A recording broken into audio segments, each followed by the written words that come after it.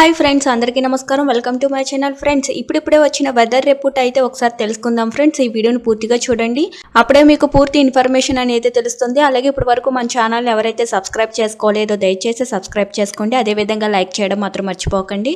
ఇంక లేట్ చేయకుండా వివరాల్లోకి అయితే వెళ్ళిపోతాం. ఆంధ్రప్రదేశ్లోని వానలు కొనసాగుతున్నాయి. బంగాళాఖాతంలోని అల్పపీడనం ప్రభావంతో రాష్ట్రంలోని పలు చోట్ల వర్షాలు గత కొన్ని రోజులుగా వర్షాలు కురుస్తున్నాయి. తాజాగా ఆదివారం కూడా పలు జిల్లాలలోని వర్షాలు పడతాయని ఏపీ విపత్తుల నిర్వాహక సంస్థ వెల్లడించింది.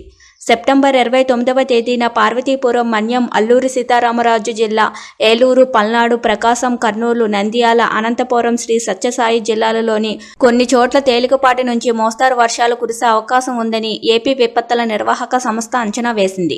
అలాగే శ్రీకాకుళం, విజయనగరం, కాకినాడ, కోనసీమ, ఉభయ గోదావరి జిల్లాలు, కృష్ణా, ఎన్టీఆర్ జిల్లా, గుంటూరు, బాపట్ల, నెల్లూరు, వైఎస్ఆర్ జిల్లా, అన్నమయ్య, చిత్తూరు, తిరుపతి జిల్లాలలోని కొన్ని ప్రాంతాలలో తేలికపాటి నుంచి వర్షాలు కురిసే అవకాశం ఉందని ఏపీ విపత్తుల నిర్వాహక సంస్థ ఎన్డీ రోనంకి కుర్మనాథ్ తెలిపారు.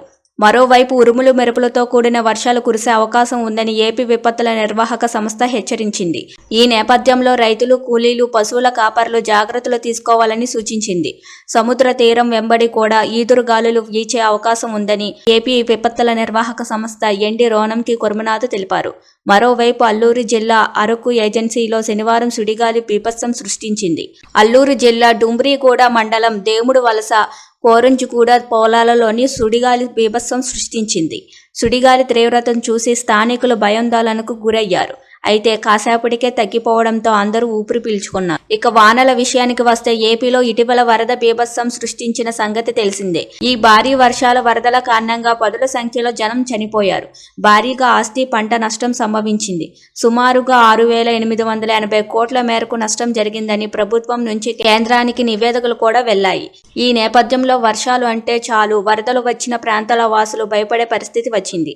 అయితే భారీ వర్షాల సూచన వాతావరణ శాఖ నుంచి లేకపోవడంతో అందరూ ఊపిరి పీల్చుకుంటున్నారు.